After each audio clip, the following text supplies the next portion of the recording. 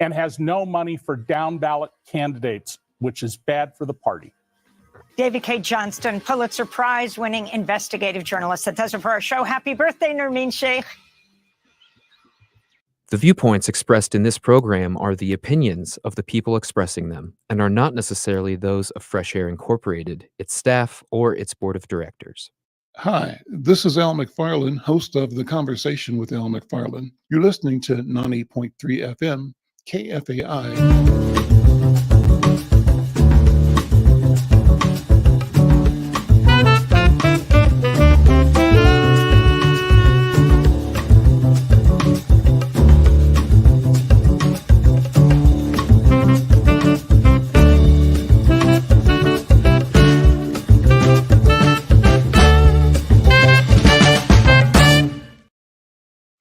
I'm Al McFarlane. Welcome to The Conversation with Al McFarlane. Glad to be here and glad to have you along.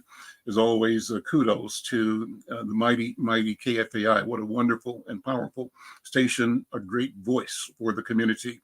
We're pleased and proud to be part of the KFAI family, and we're pleased to bring this program beyond the broadcast range to the almost infinite range of the internet. You can be checking us out at kfai.org anywhere around the world.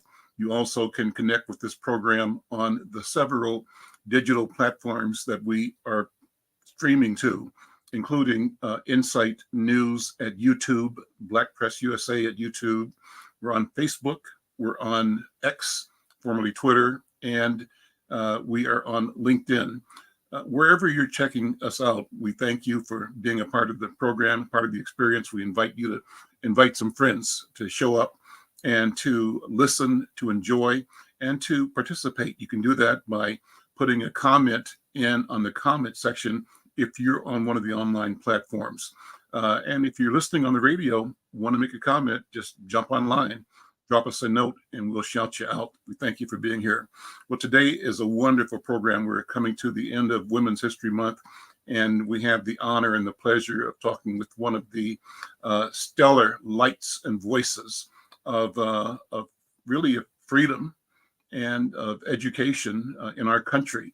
I want to bring in my co-host today, my partner today, and that's Dr. Irma McLaurin, who is the Arts and Culture Editor for Insight News.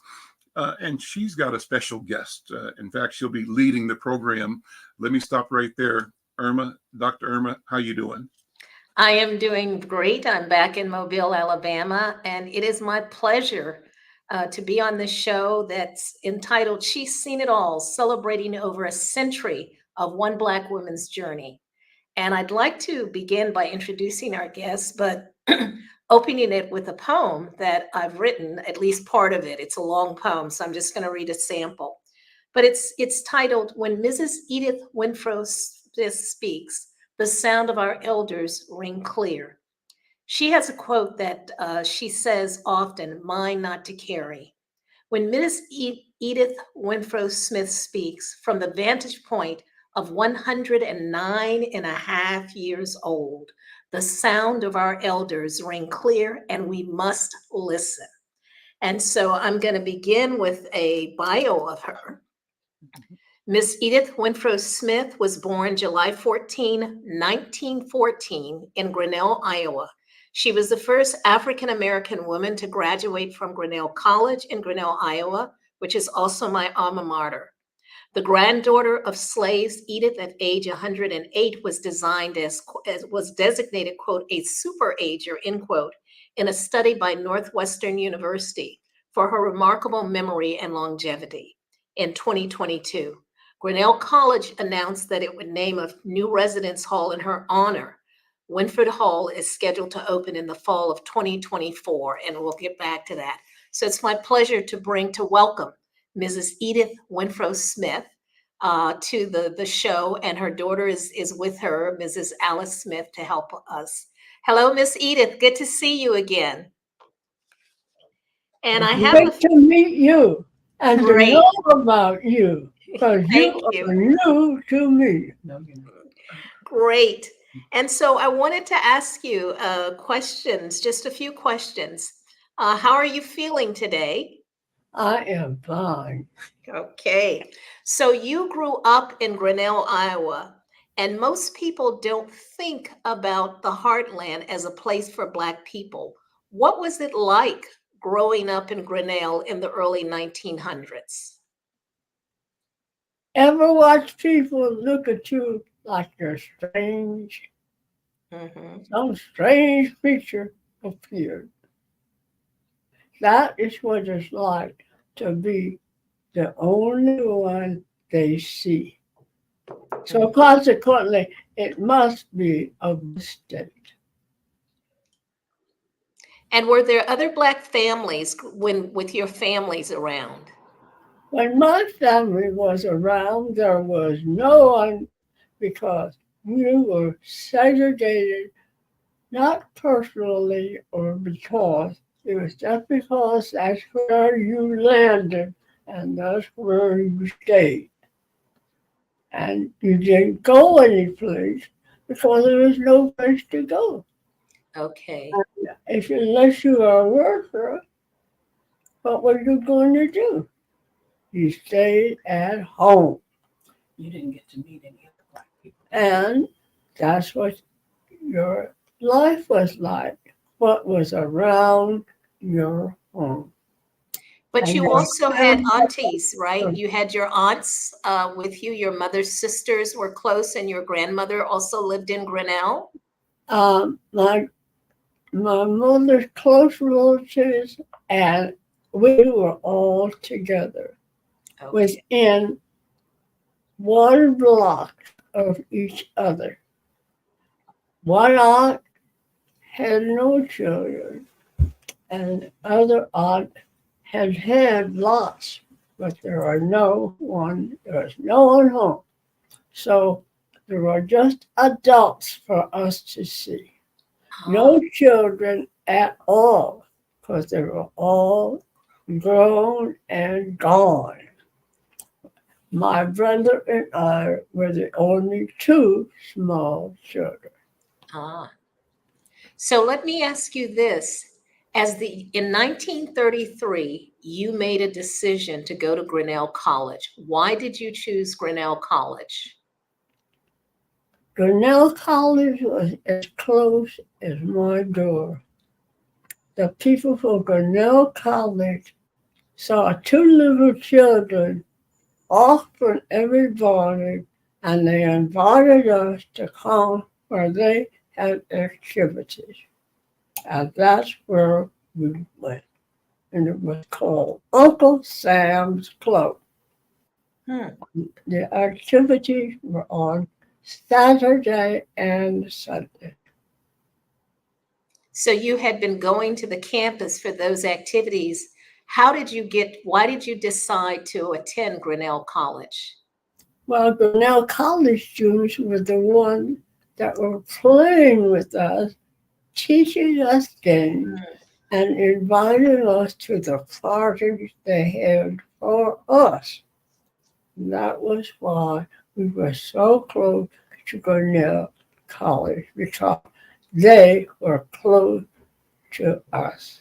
And I understand that there were some Black students, the Rosenwald Fellows, who were at Grinnell when you were a little girl, that your parents, your family used to invite over. So you also were able to get to know the college through them? Well, these were young men, only young men who were Okay. there. Did you get to know the college through these young men? Huh? Did you get to know the college through the young men? That's what she asked. We learned about Grinnell College from the way they acted and the things they said and the places they told us about that they were close to. So Thank that's you. why the only other Black people we saw were students. So they must be good. So that was part of us, just like an extra family of the family, because they visited us on Sunday. Okay, so your family had them over for dinner and things on Sundays. So you got to know about the college and their experience as well. Well, So evidently they were very nice people because they let all these young men come to our house and they sang and had a good time. And so did we. Did they get dinner at your house, or did they just get refreshments? Every Sunday, my mother made Jello and put black walnuts inside, and that was something they had never had. So there's no Jello. So Mama had a big bowl of Jello ready for them when they came. fantastic. And when you graduated in 1937, when did you move to Chicago? Well, when you visit people who have other interests, then Answer the we know question. about it. When did you move to Chicago? I came to Chicago when we were before we graduated because there were no jobs in 1936. So there were 12 students who were interested in jobs. They told us we could go and network to see if we could get a job. And we came, and all 12 of us got a job. I with the YWCA, because at that time, a lot of migrants were coming from the South, and they were hiring these young ladies to work in their homes. So consequently, we can visit information, now not people, but information about Okay. the South. That was and after you worked at the YWCA, you also then became a teacher and you taught for 22 years and you're now designated a master teacher. So what does Well, it mean to be a master teacher? you know something? Ever see a whole room of people who look like you? That was what it was like. A master teacher. What does a master teacher The do? master teacher had to introduce many of these young teachers to their children because they'd never seen a black child either. Because Ah, they didn't see, we were not educated back in those days. Back in those days, black women were not taught education. They were taught to cook, and that was different. When you became a teacher and you became a master teacher, as a master teacher, what did you do?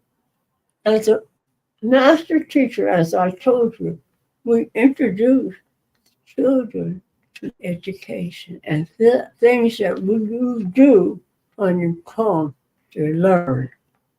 And since they had not built that all the way up, this was what they needed, and that's why they needed a master teacher who had been there and done that. who had been there and done that. So what do you think is the most important thing that a teacher can do for her students? One of the things, your cultural background is so different, and they need all the cultural information they could get. And they needed someone who understood, not to criticize, but to help. And So that's you were, they yes. put the master teacher in these schools. And so what is the most important thing you think you gave your students as a teacher? I learned What was the most important thing that that you, what was the most important thing you taught, you think you taught the students that you taught? that we respect everyone, from the lowest to the top. Okay. Everyone was a human being, not an animal. And this is what is hard to understand when all you see has been another color from you. So teaching people that everybody, regardless of what they look like, is a human being. Yeah. Just remember, everyone is important. Mm. So many people have been made to feel that they were not important. You're here, but you're not important. So teachers keep that to say that their students are the most important, to teach them to feel that they have that. And so I'm going to give you one last question. We are celebrating Women's History Month, and I thank you for joining us. Who would you say was the most important woman or most influential woman in your life's journey? They meant No, you're not answering the question. Who was the most important woman in your life? Dr. Connard at Grinnell College. She took out in her first group to camp and taught us about the sky. Okay. And She I likes also astrology. And I also understand that your mother, Miss Eva Pearl, gave you some advice when you were a little girl that was very important to you. Well, you weren't, when you go to school, you don't know very much and children laugh at you. But mother always taught us when we came home, you're the most important person in the world. There's no one like you, nobody. And nobody is better and they have more money. No, nobody is more beautiful. They can fix it up.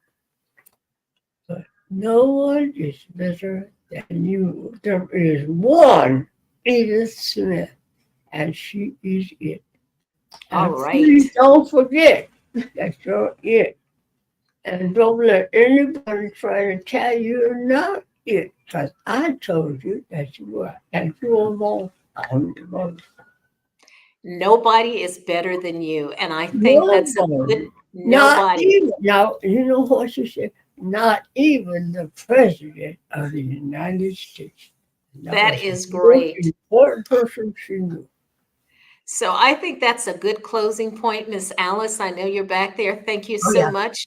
And You're Miss welcome. Edith Renfrow Smith, thank you for joining us. We really Thank appreciate you it. so much for making me a part Yes, of ma'am. the Thank world. you. Thank you.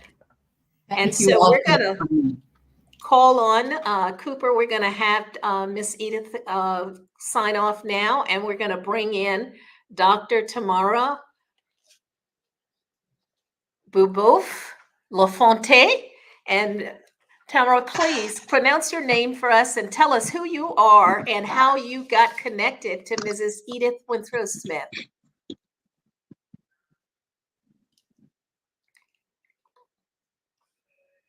And I think you're on mute. Can you hear us? Yes.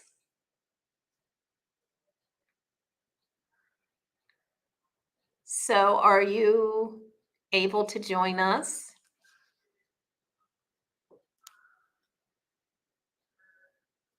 Okay.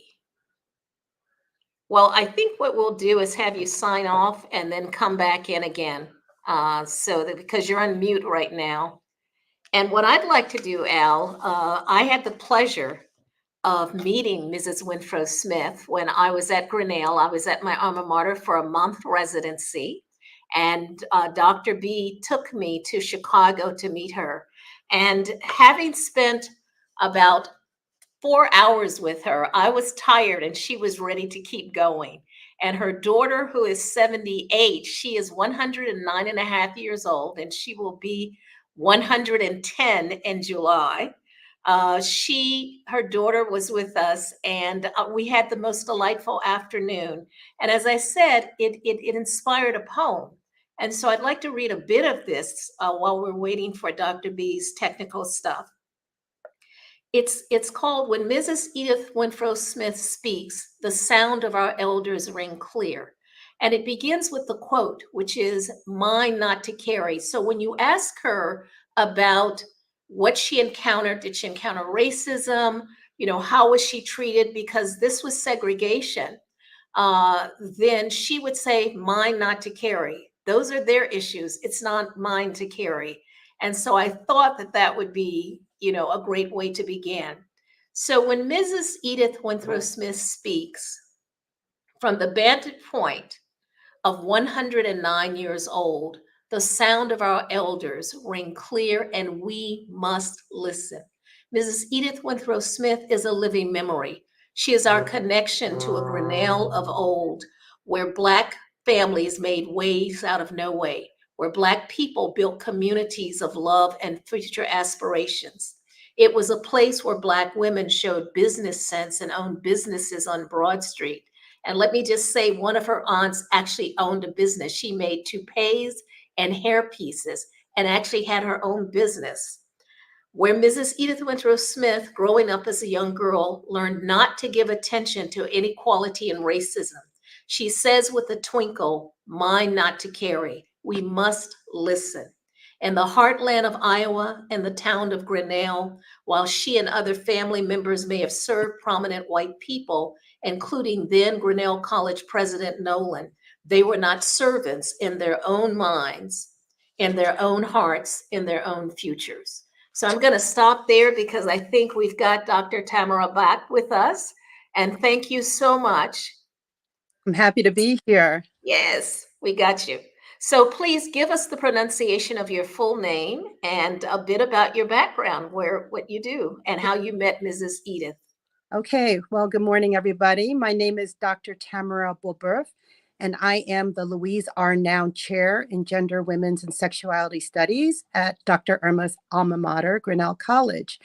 I met Mrs. Edith Renfrow Smith in summer of 2021, so that's about 3 years ago. But I came to Grinnell College in fall of 2019. And I mention that because that was just 3 months after Mrs. Renfrow Smith had been awarded an honorary doctorate from her alma mater. And so when I came to campus, I was very curious about who this person was. And most of the responses I heard mentioned her name, mentioned that she was the first Black woman graduate of the college, and mentioned her age. But there wasn't much more to that. And I felt that that was a very thin summary of a life and a person. And I should also say that part of my scholarship has to do with the history of Black women in higher education. And I was completing a book on the first African-American professionally trained student affairs administrator, Dean Lucy Diggs Slow. And she was another first who often did not have a lot of attention given to what she had done. And so putting that together with what I was hearing about Mrs. Edith Renfrow Smith, I decided that I wanted to investigate much more about her. I wanted to know about her college experiences. And that led to the last 3 years of work that I've been doing with students and members of the Grinnell community. And you have had a number of students work with you. What has been their experience on this?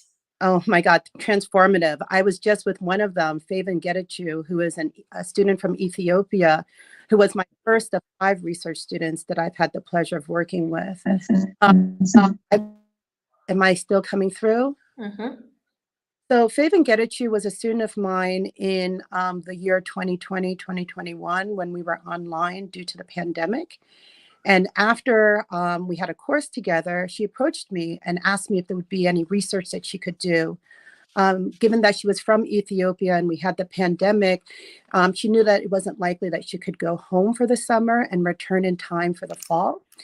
And so she was trying to figure out what she could do while staying here for the summer.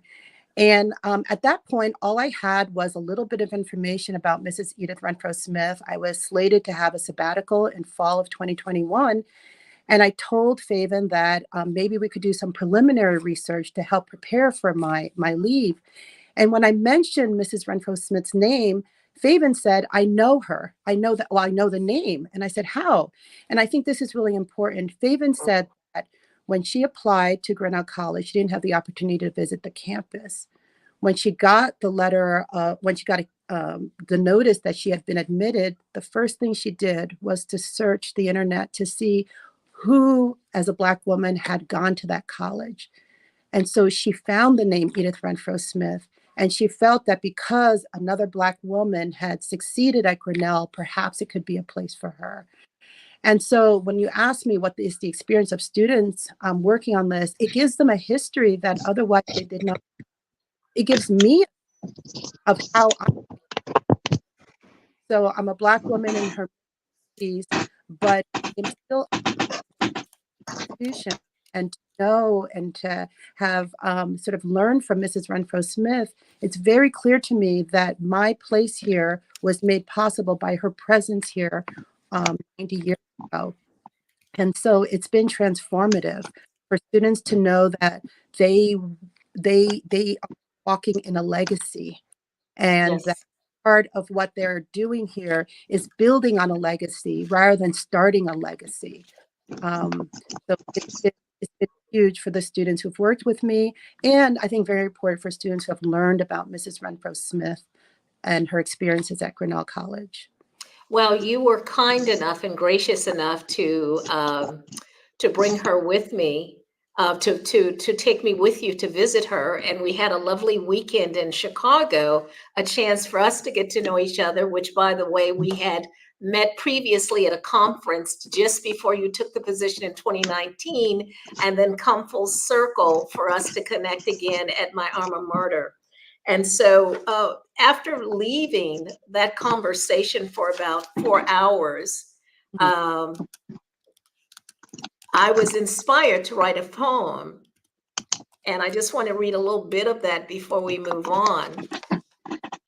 It says, meeting her in 2024 has lifted me up, made me realize that I can partake as a Black alumna, class of 1973, in the Grinnell College legacy. It is mine to claim now that I know, people like Mrs. Edith Renfrow Smith came before me, and that Black families once thrived in the town of Grinnell. Her legacy of belonging in Iowa is now mine to claim. Mrs. Edith Renfrow Smith has become an anchor, my anchor of Black pride and resilience. Her message, not mine to carry, is an inspiration for me, for Black Grinnell students and Black Grinnell alum today and tomorrow. Her story lets us know whether we stand as one or many, we have every right to be in this place called Grinnell College. We belong here if we have the courage to believe that it is our legacy to claim. She is also a touchstone for all Grinnellians to feel they belong. And so, as you know, I've been working on this poem for like about 4 or 5 weeks now. It's gone through many iterations, but I think at the center of it is something that she said. Her mother taught her early on that it didn't matter how much money people had or how beautiful, on the surface they were, that there was nobody who was better than her. And that she has carried that sense with her as a person, as a teacher, clearly teaching her children to respect everyone. These have all been points of it. What is the most important or significant things that you have learned from doing this research and getting to know her, visiting her? How deep her roots are in this town and in the state. I mean, she's a second generation Black Iowan. And so when you talk about belonging, I think part of what she represents for people is that, yes, we've been here. We've been everywhere, but we've been here too. And so when she speaks about Grinnell College as her alma mater and Grinnell as her hometown, she means it very, very deeply. I mean, her people, her mother and her aunts and their families and her grandparents, who were both born into slavery, they were here as early as the 1880s. All right. So you see this picture of her mom from 1900. I mean, she grew up here as a teenager. This was home for her for almost 70 years. And so I think one of the things that I've gotten here is the importance of knowing where you come from and knowing where you belong and not letting anyone tell you that you're an interloper or that there's not space for you. Another thing I will say is that she's really emphasized for me the importance of oral traditions. And I think that's very strong in Black communities. I think often we are told that what's oral is not true, that people are elaborating, telling tall tales. From Mrs. Renfrow Smith, I mean, she is her family's history keeper. This is a role that she inherited from her mother, who inherited that from her mother. So it's three generations deep. This oral tradition is detailed, it is accurate, it is consistent. And I think what I also learned from Mrs. Renfrow Smith is the importance of how we hand down, how we share evidence that we've been here.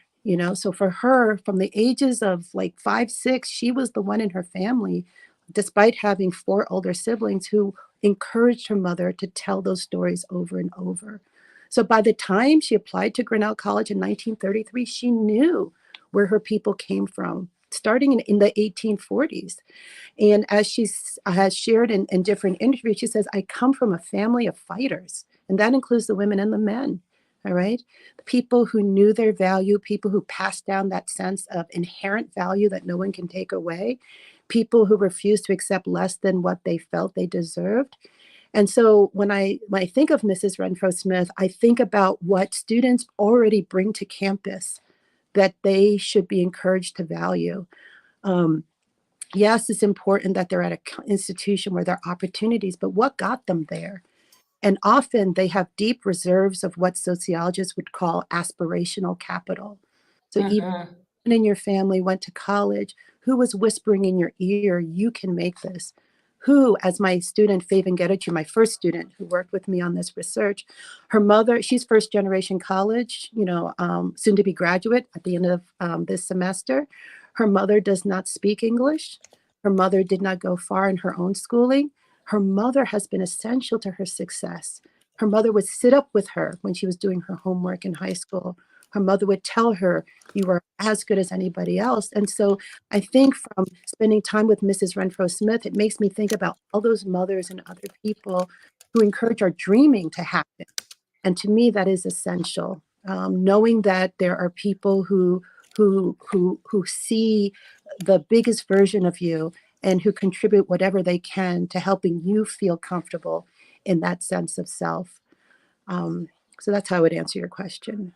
And I think what's important is not so much, I know that her daughter suggested that we not ask her about the famous people she knew, but there is one, which is, and you can tell us the story, is that another alumni of Grinnell, which has a great number like me and other people like Robert Noyce, who invented the Intel circuit chip, Chekhov, who played in Star Trek, and then Irma McLaurin, but Mrs. Edith Renfrow Smith, is that we also have Herbie Hancock, who is a Grinnell alum. So tell us about how she and Herbie Hancock Right. connect. Well, 1960, he's an alum, right? Yes, he is. His parents and Mrs. Renfrow Smith and her husband were very, very close friends. All right. And Mrs. Renfrow Smith has 2 daughters. Her elder daughter, unfortunately, is deceased, but she was a playmate of Herbie. Renfrow Smith literally has known him all his life, and I think he's 82 or 83. She remembers him as a toddler. She remembers him looking out through his apartment window at their apartment window where her older daughter would stand. And so, yes, and so this is something, Mrs. Renfrow Smith is fiercely proud of being a Grinnellian twice over, both as a little town, as well as a graduate of the college. The moment that she went to Chicago, she would tell people, Black people, about Grinnell College. And there are quite a few people who are thankful to her for having put. And I think it comes down to some of the things, Dr. Irma, that you mentioned in your fabulous poem. She said, this can be your anchor. She said, you belong there. It's a school that you should have access to. And so Herbie Hancock is one of those other people who remember seeing her and always as having a regal bearing. And I don't know if you when you look at pictures of her, you had a picture of her when she graduated with her teacher's license in 1954. You see how she stands, and she says, nobody in her family, including those grandparents who were enslaved, She says, we don't come from like a bent over generation, or we are not bent over people. We are people who stand straight. And that presence, and her moving through the world as somebody very centered in her own being, that's very attractive. And I think very persuasive to people when they are asking, what can I become? And she says, you can go to Grinnell College because it's a place where you can learn and where you should already feel you belong, because I was there. And if I can mention one other thing, we have a fabulous dean of the college, Dr. Veranda Montgomery, who's a biochemist and who has this fabulous book called Lessons from Plants. And she's thinking about and researching what she calls pioneer plants. These are those flowers in the concrete, those plants that grow in places where they have no supports. And one thing that she has shown through her research is that those pioneer plants are always thinking about succession. They're thinking about what comes after them. They want more of them to be there. And those pioneer plants actually change the chemistry of the ground in which they have found a way to make a way. And so, I also think that we think about African Americans who have followed in Mrs. Renfrow's path, they are engaging a space that has been changed because she walked this space. And when I say walk this space, I mean it literally, because her house is a mile away. She lived at home to save money. She worked 2 jobs, and she would walk, that distance, those 6 blocks from home to campus and back every day. And there's something really important about knowing that people who follow in a groundbreaker's path are able to exist in that space because it is no longer as resistant as it once was. And so that's something that I also hope gets conveyed, when we can say people went there because she was here. It is literally because this space had to change a bit to have this woman be here, and that her success is something that belongs to all of us who come after her. It's what we built. I think that's important because one of the things, as I said, I just spent a month at Grinnell in residency, working on what I call the Black Feminist Archive Initiative at Grinnell to excavate the Black experience in the Grinnell archive. So I had 8 students, and you were, of course, one of the faculty who sat in on the course. And what we were doing was trying to find all the materials because they're scattered. And I have been giving material to Grinnell Archive since 1971, when they had my first book of poetry that was published called Black Chicago. And of course, I'm from Chicago as well. So for me, I think what was most significant is that meeting Mrs. Renfrow Smith made me feel like I had a right to be at Grinnell, that I could claim it as my own. Because when I was a student there from 69 to 73, and I took a year off to go to India, but 69 to 71 and then 72 to 73, we used to joke and say there are no Indigenous Black people in Grinnell. Now we know that is not true. There were actually Black families, more than one, as you have noted. She used to say 3 sisters in 3 blocks. Her mother and her 2 sisters live within 3 blocks of each other, and then her grandmother. And so there was this constellation of Black people. And I think you've told me there's still Black farmers. Her great uncle was the first Black landowner in Poweshiek County, which is the county in which Grinnell. So in that whole area, there was a Black man who had been formerly enslaved, who worked in the gold mines of California, stopped in Kansas, and in Kansas was suggested by someone that he go to Iowa, and he did. And he used that money to free his own family. And so there's a history there that's just now being uncovered.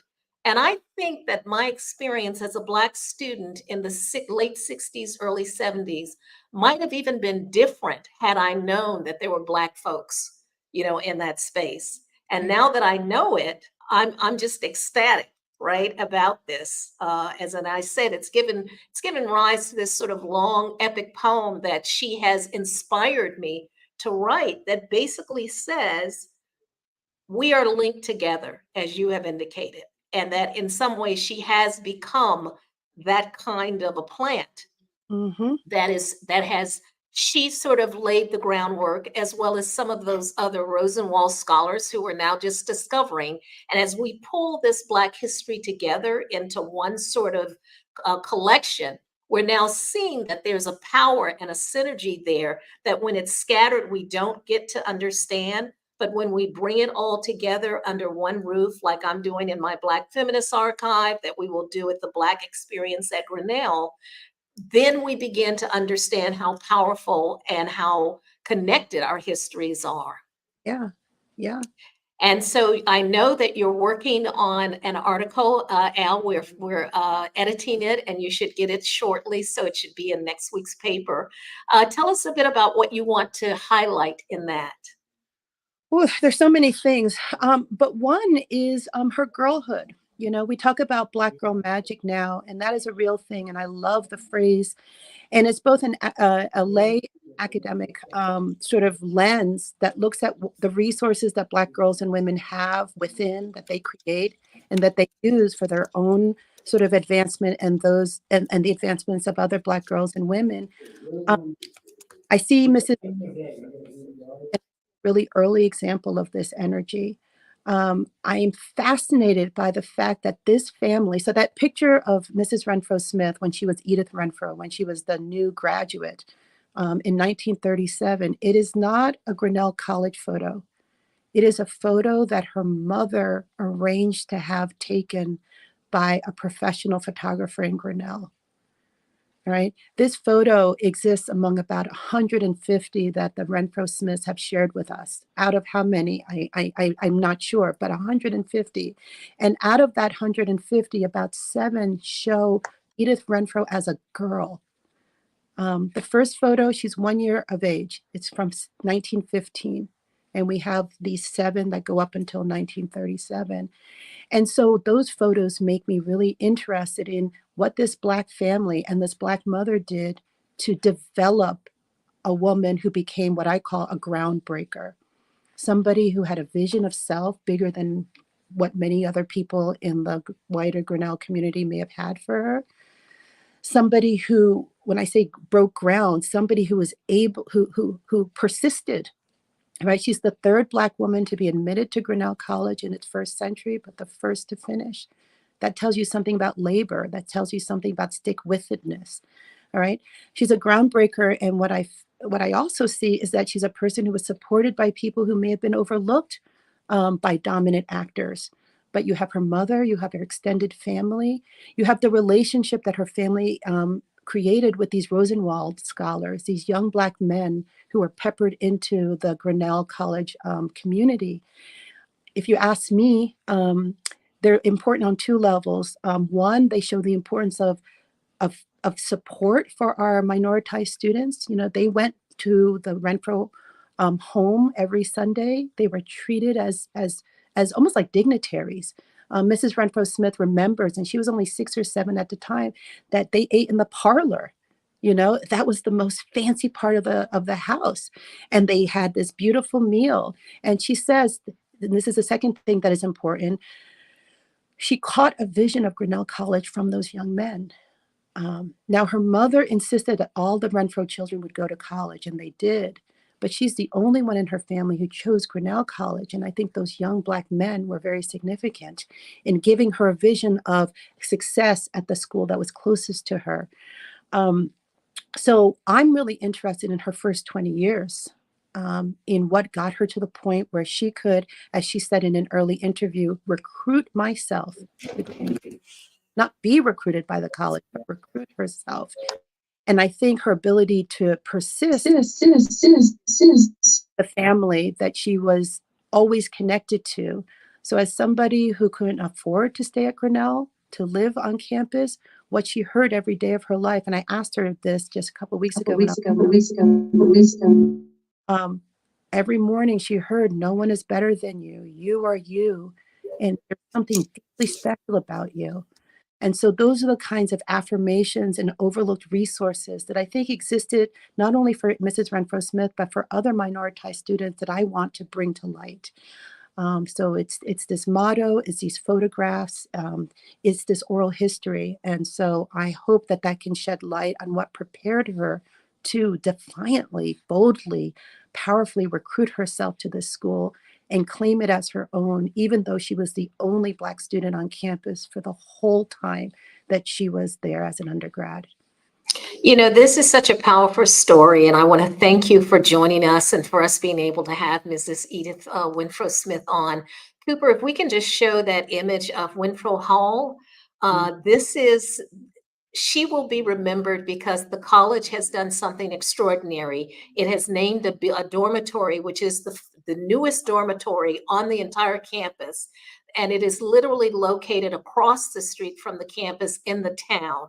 And so Winfred Hall is scheduled to open in September. And maybe, Al, we can broadcast from there. I plan to be there along with Dr. B. But I want to thank you so much. And what I'm going to do is, this is such a great constellation of bringing women together. The last segment, Dr. Tamara, if you want to stay with us, and if not, we understand. We're going to bring on Coach Leah to tell us about what's happening in sports, where women have been making a wave. I mean, what I have been astounded at in terms of sports is the number of Black women who have taken over gymnastics. You know, at one point we just had one with Simone Bill, and now Bile, and now we have, and of course, the Williams sisters, but now there's so much that's going on. And so, Coach Leah, I wonder if you can join us. And what you should also know is that Miss Renfrow Smith was actually very athletic. She counts among many of her achievements at Grinnell that she won letters in many athletic things, swimming, tennis, and this is at a time when they didn't even have women's athletics. They had girls intramural is what they called it, I think. And so, good to meet you. We've not met before, although I've watched your show. And so bring us up to date on what's happening in the sports world, okay? Hi there, everybody, and happy Tuesday. And so right now we are in the thrust of March Madness. This upcoming weekend will be what's called the Sweet 16. And so for the men's and women's NCAA tournament, you're going to see now the top 16 teams that are still standing. And so if you've missed the tournament, the first few rounds, and are just now getting up to speed because you thought that you weren't going to see some of the best basketball, you've really missed out. And I would tell you, after the first set of games, I was hearing that with NCAA.com, there were over 200,000 people that sent in their predictions with the with their brackets. And after that first day, only 10 brackets were still even viable. And so with that being said, I want to tell everybody that if you want a second chance at enjoying this March Madness, I spoke last week about sending your predictions into Coach Leah at InsideNews.com. You can start right now, even because you know now the 16 top teams, and if you want to predict who's going to win on both the men's and the women's side, feel free to just send your prediction. You can send it in as many times as you want, and what I will do is we're going to do a drawing and then a grand prize. The grand prize obviously will be the first person who correctly predicts the winner, and then everybody else that correctly predicts the winner will go on a drawing for a gift card as well. So have some fun, guys, and this is your second chance. Join, send your email to Coach Leah, CoachLeah at insightnews.com. So speaking of the March Madness and the Women's Final Four, we have our own Wellness, Wealth, and Winning Conference that we hold each year alongside the Women's Final Four. And when I say we, I have a business partner and co-founder of Tall Girls United, Sylvia Crawley-Spann, who I think is going to be joining us. Let's see. I don't see her yet, but I was hoping that she would be able to join us today to talk about our conference. And we have 4 different events that we host this year. And the first is on Thursday night. We do a what we call the welcome reception, which coaches from around the country that converge on the Women's Final Four for the Women's Basketball Coaches Association Conference. We just want to say, hey, we're here. Let's get together and just, see some old friends, meet some new friends. Very low key, but very fun way to just kind of open up the conference with that reception.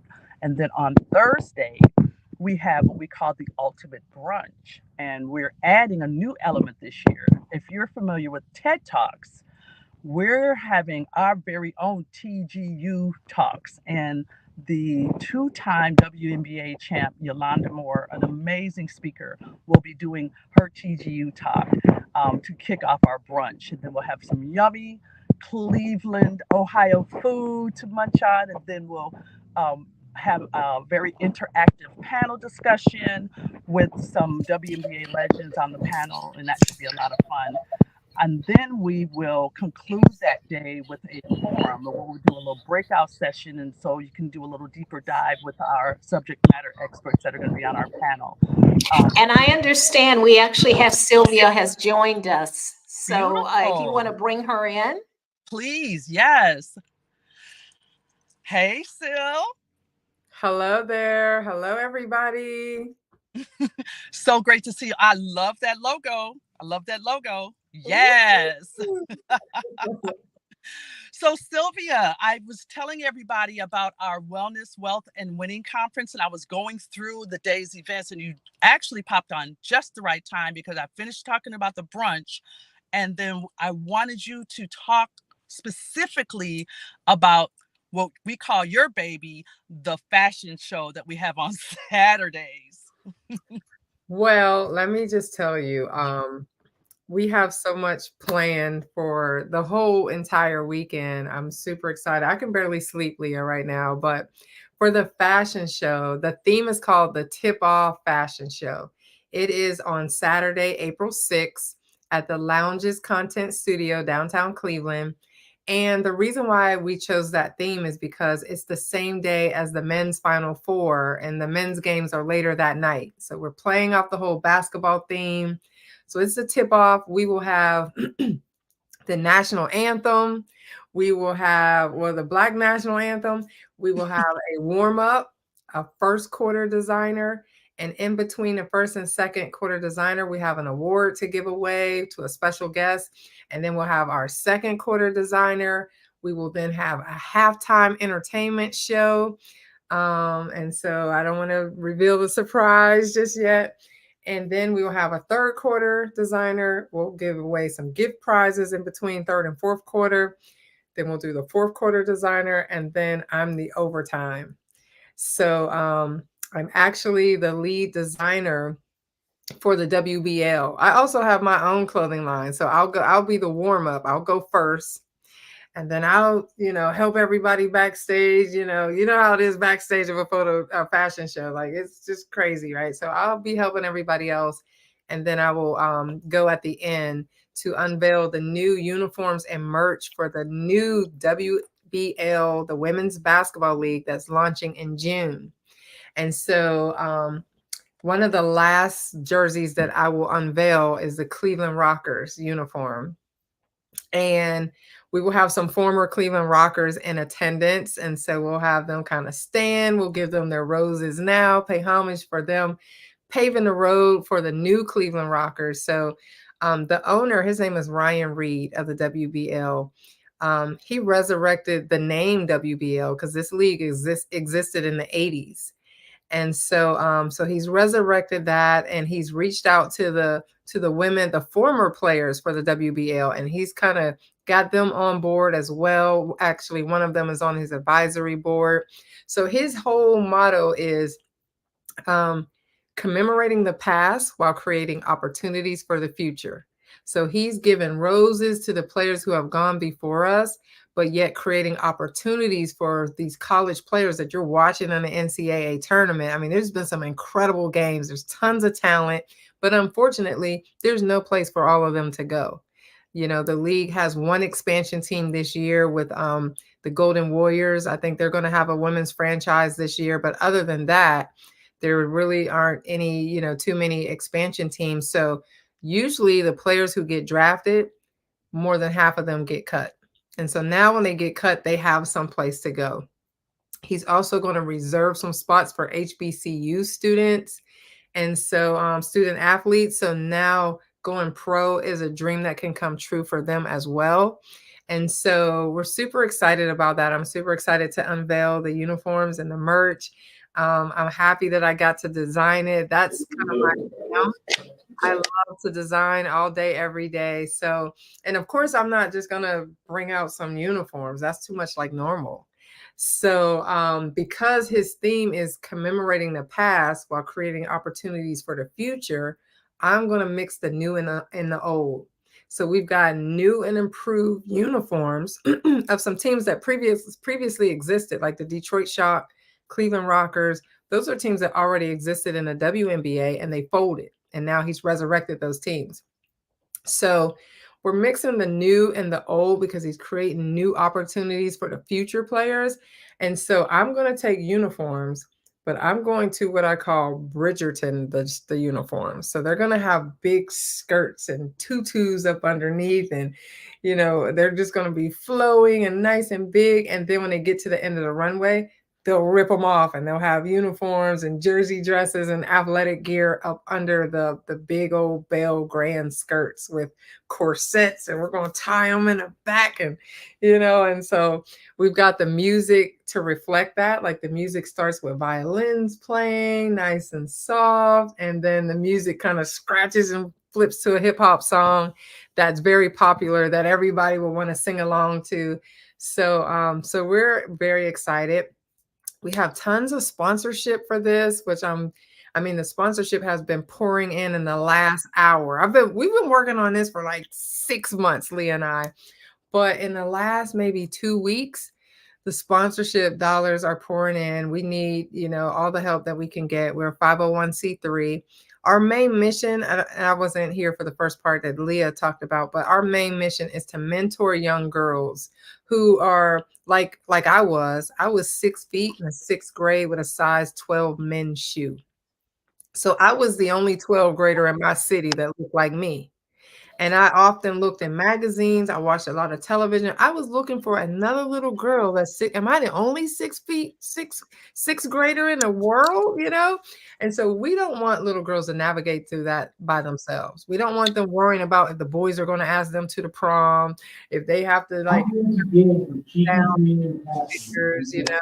So we just want to whisper in their ear and say, hey, young queen, you are fearfully and wonderfully made. Stand tall.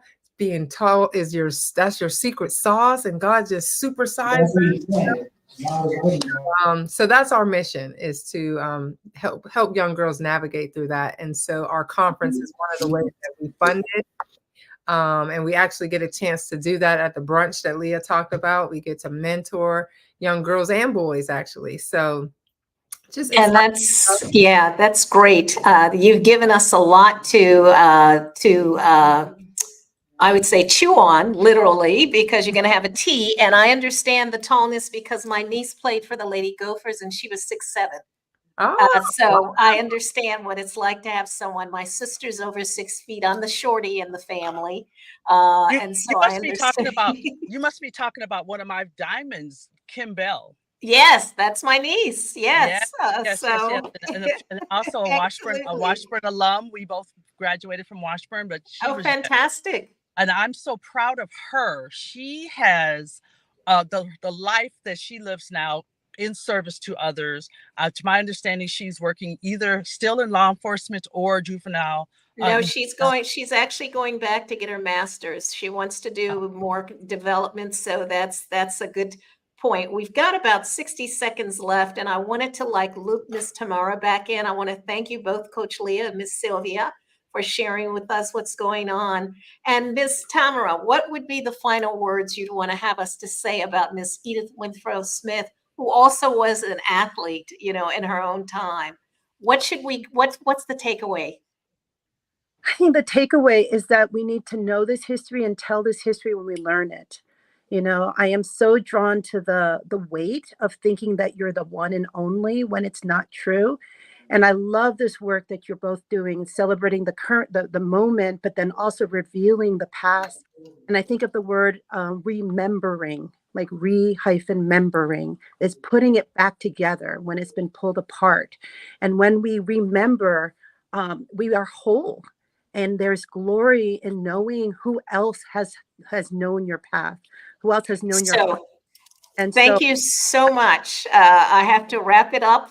We've kind of run out of time, but this has been a great show. I mean, we've had someone from today and then someone who has spanned 109.5 years. I mean, how much better could it be to end Women's History Month on the conversation with Al McFarlane than this? Thank you, everyone. We much appreciate your presence and your contributions.